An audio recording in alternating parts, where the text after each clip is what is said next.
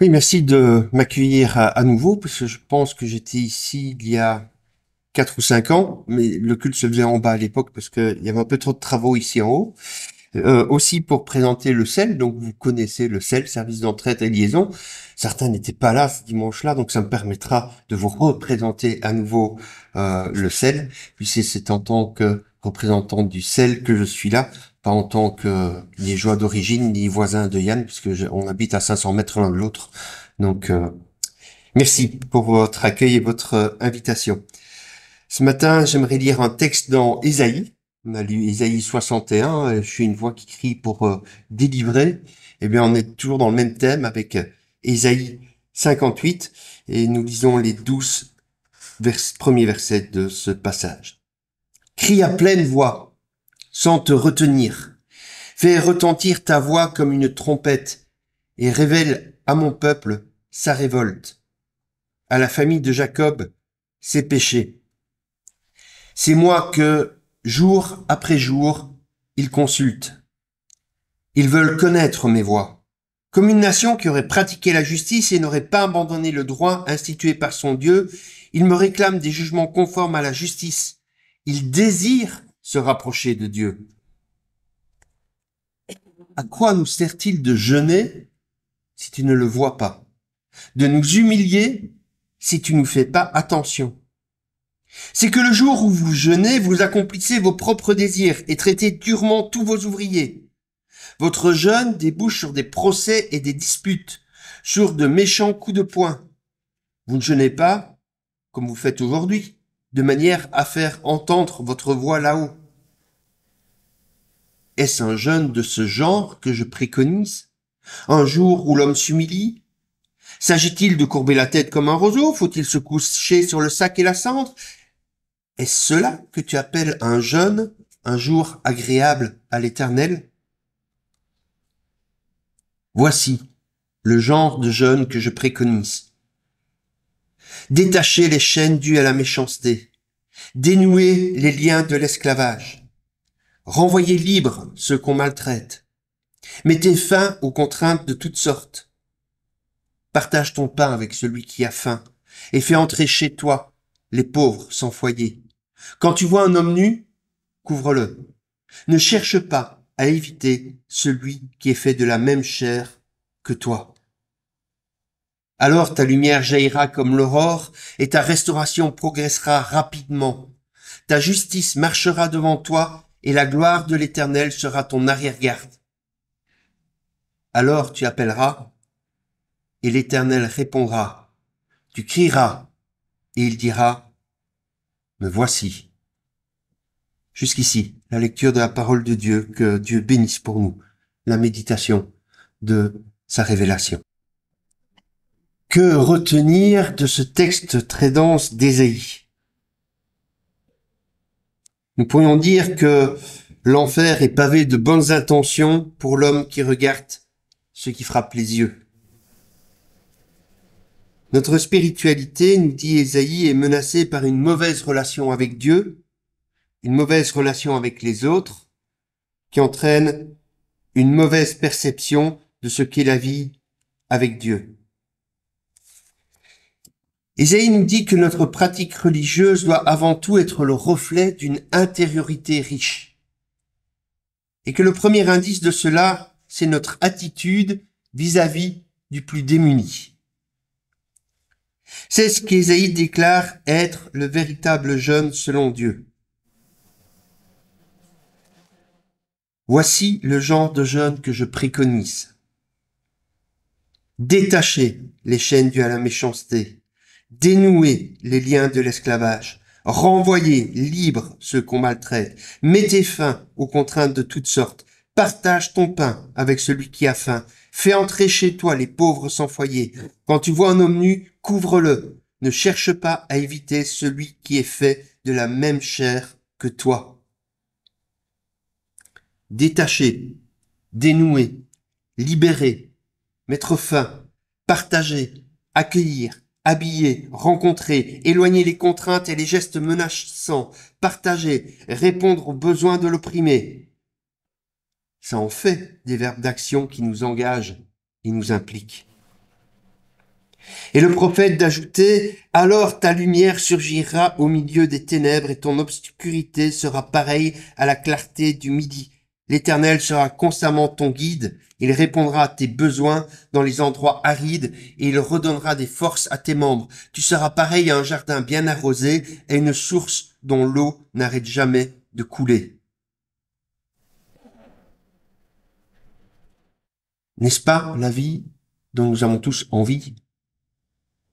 N'avez-vous pas envie d'être béni par Dieu de cette manière-là? Moi, oui. Alors comprenons bien ce qu'est la bénédiction de Dieu selon Ésaïe. Ta lumière surgira au milieu des ténèbres et ton obscurité sera pareille à la clarté du midi. Ceux qui sont habitués à la symbolique biblique comprennent aisément de quoi il est ici question. La lumière, c'est l'image du salut. Jésus, dans ses fameux 7 « Je suis » de l'Évangile selon Jean, déclare « Je suis la lumière du monde ». La bénédiction d'Ésaïe nous conduit donc ici à ressembler à Jésus, à être une lumière dans le monde. Jésus qui ne possédait même pas une pierre où poser sa tête. Jésus qui ne s'est jamais marié. Jésus qui n'a jamais eu d'enfant. Jésus qui a été trahi par ses amis. Jésus qui a dû faire face aux moqueries et aux rejets. Jésus qui a été persécuté. Jésus qui a été rejeté par ses frères pendant un certain temps. C'est vraiment ça, être béni? J'ai vraiment envie de lui ressembler? Parce que là, c'est pas vraiment le portrait de ce que nous appelons facilement un homme béni que je viens de dresser. Mais c'est bien le portrait de Jésus, celui dont Dieu a dit « Il est mon fils bien-aimé en qui j'ai mis toute mon affection ». Ça l'a pas empêché d'avoir cette vie-là. Parce que oui, ce Jésus-là était béni car il est la lumière du monde. Il est l'incarnation de l'amour de Dieu. Il est celui qui montre le chemin vers le Père. Lutter contre l'extrême pauvreté, s'engager activement et sans intérêt pour délivrer les plus pauvres de leur esclavage économique, c'est être béni. Parce que c'est devenir comme Jésus, une lumière qui brille, un homme ou une femme qui incarne l'amour désintéressé et généreux de Dieu pour l'autre. L'autre que je ne connais peut-être pas, l'autre qui ne me donnera jamais rien, mais l'autre que j'aime au point de renoncer à une part de mon confort pour lui en donner un peu de ce confort. Deuxième volet de la bénédiction d'Ésaïe, l'Éternel sera constamment ton guide. Il répondra à tes besoins dans les endroits arides et il redonnera des forces à tes membres. Avoir l'Éternel pour guide est une évidence quand nous sommes dans cet état d'esprit. Car ce qui nous importe alors vraiment, c'est d'être semblable à Jésus, de suivre la volonté de Dieu, d'être dans une intimité relationnelle avec Dieu qui nourrit et construit notre être. Une fois de plus, la bénédiction n'est pas là où nous avons tendance à aller la chercher. Elle n'est pas dans une vie sans soucis, elle n'est pas dans une vie sans angoisse, elle n'est pas dans une vie sans difficulté, mais elle est dans la communion avec Dieu. À ce moment-là, Dieu répond à nos besoins parce que nous savons que nos besoins, c'est la communion avec Dieu.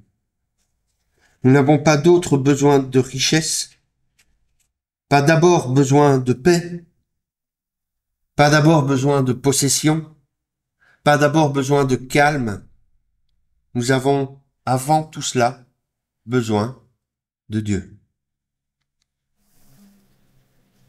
Et quand ce besoin est réellement comblé, eh bien, comme par ricochet, les autres le sont aussi. Souvenez-vous de Paul et Silas en prison. Les fers aux pieds, et c'est pas une prison d'aujourd'hui, c'est une prison romaine. Les fers aux pieds au milieu d'un tremblement de terre. Coincé. Je peux pas bouger. Si les murs tombent, c'est sur moi. Et nous pourrions croire qu'à ce moment-là, Dieu ne répondait pas à leurs besoins. Si j'avais dû analyser la situation, j'aurais dit, raté, vous y avez cru, mais là, c'est game over.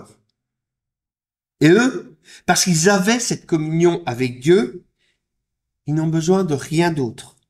Alors que la plupart d'entre nous seraient en train de pleurer et d'implorer Dieu pour une délivrance miraculeuse, de nous lamenter sur notre sort en demandant à Dieu d'intervenir, que font-ils? Eux sont en train de chanter des cantiques de louange, de reconnaître que Dieu répond à leurs besoins, de reconnaître que Dieu est Dieu, que reconnaître que la présence de Dieu leur suffit.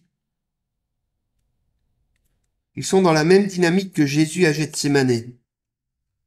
Et c'est ce qui permettra à Paul d'écrire aux Corinthiens dans sa deuxième lettre au chapitre 4. Voilà pourquoi nous ne perdons pas courage.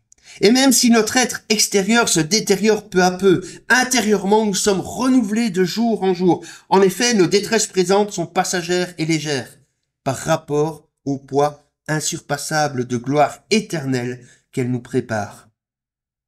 Et nous ne portons pas notre attention sur les choses visibles, mais sur les réalités encore invisibles, car les réalités visibles ne durent qu'un temps, mais les invisibles demeureront éternellement. Être capable d'écrire et de dire cela en toute sincérité, ça, c'est la bénédiction.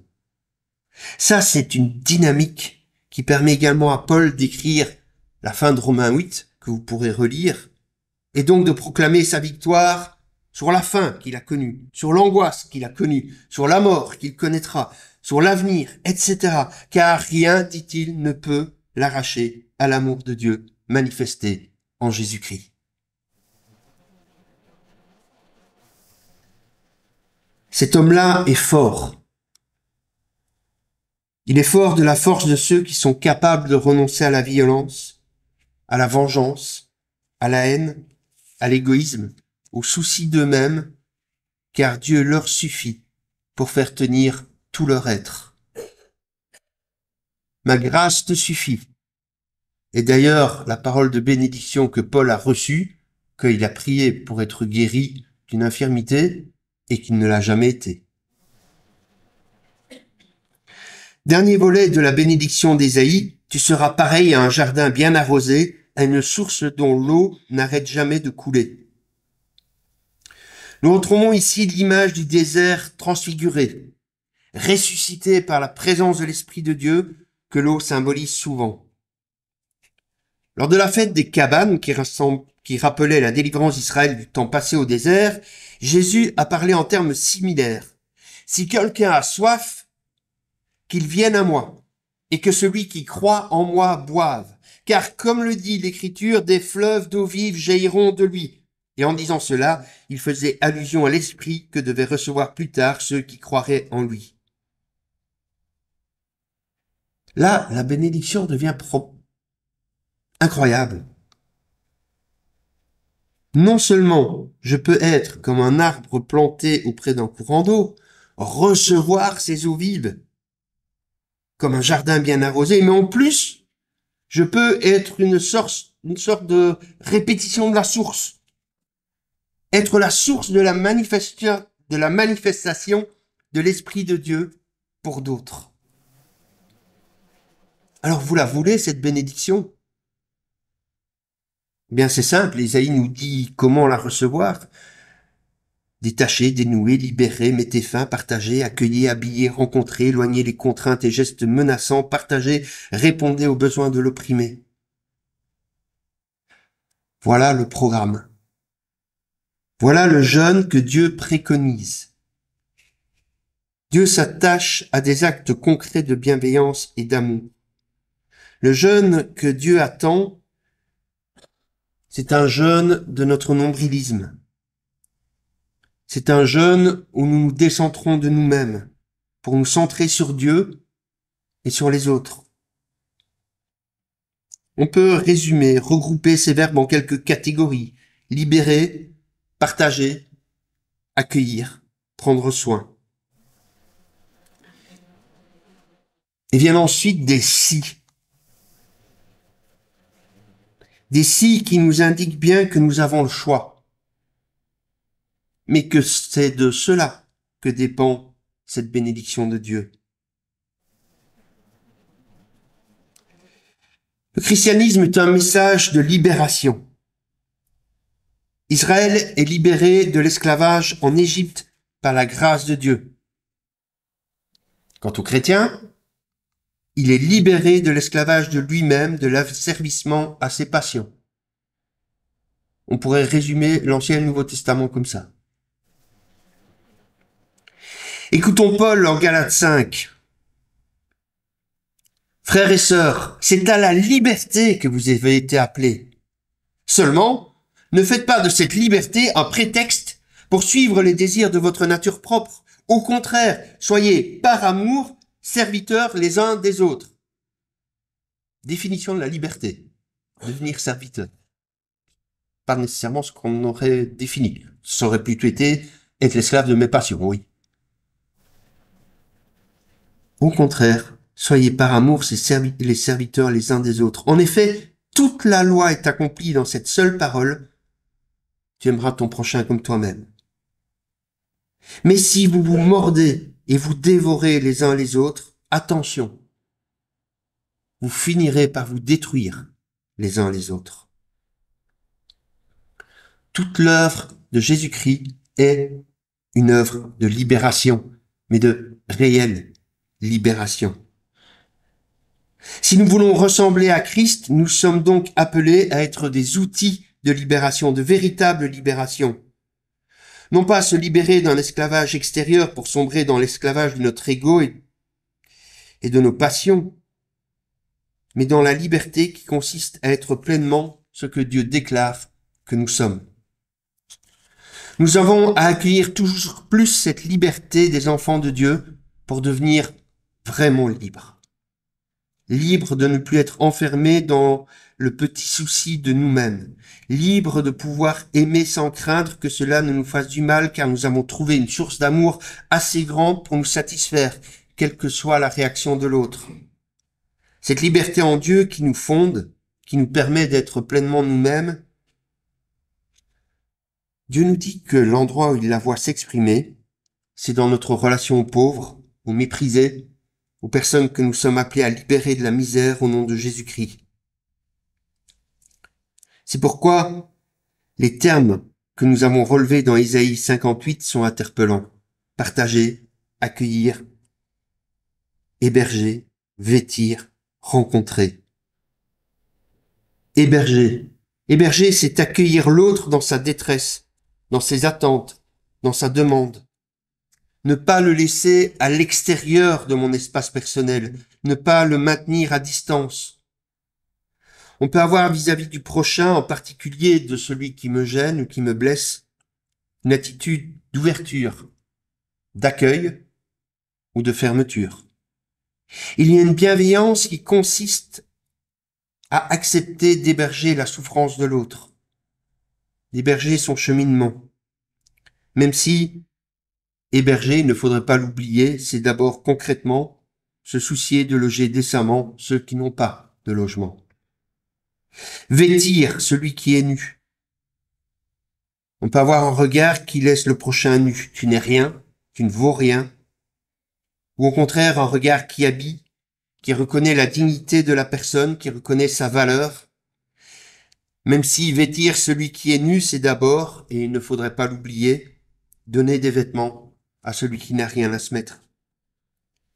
Ne pas se dérober, ne pas fuir devant le besoin de l'autre, ne pas fuir celui qui me gêne. Refuser c'est pas mon affaire, c'est pas mon problème, ça ne me regarde pas, j'ai d'autres préoccupations, face à l'extrême pauvreté dans le monde. Répondre aux besoins de l'opprimé, si on le traduit assez littéralement, le texte est très fort. Il est question ici de donner de soi-même, de son âme, de son cœur. Cela veut donc dire s'impliquer spirituellement et concrètement dans la lutte contre l'extrême pauvreté et la persécution. Et ce qui est frappant dans ce texte d'Ésaïe, c'est qu'il nous parle avant tout de choses très concrètes. L'attitude du chrétien vis-à-vis du déshérité est un signe de la qualité de sa vie spirituelle. Au CEL Belgique, nous voulons donner une réelle opportunité aux chrétiens d'avancer dans cette voie, de saisir cette bénédiction en agissant concrètement. Alors c'est pas la seule voie, il y en a d'autres. C'est pas nécessairement la voie qu'il vous faut emprunter, mais c'est celle que nous vous proposons. Celle, je l'ai dit, service d'entraide et liaison, puisque nous sommes une association chrétienne qui lutte contre l'extrême pauvreté, en faisant le lien entre les donateurs ici qui veulent être certains de l'usage qui sera fait de leur argent et des associations chrétiennes locales là-bas qui ont du potentiel, qui veulent réaliser certaines choses mais qui n'en ont pas les moyens. Et comme nous sommes une petite association et que nous travaillons en Wallonie et sur Bruxelles, nous travaillons essentiellement en Afrique francophone pour faciliter les relations et les échanges. Alors oui, on ne peut pas changer le monde. Et c'est pas le CEL Belgique qui va changer le monde. Mais je vous assure qu'on a changé le monde de Myria. On va pas changer le monde, mais chacun peut changer le monde d'un enfant. Si vous voulez en parler, j'ai un stand à la sortie. N'hésitez pas à venir me voir. On peut parler de parrainage, de soutien, de développement, etc. Et de voir comment chacun peut trouver sa manière de s'y impliquer. Merci de m'avoir écouté jusqu'ici.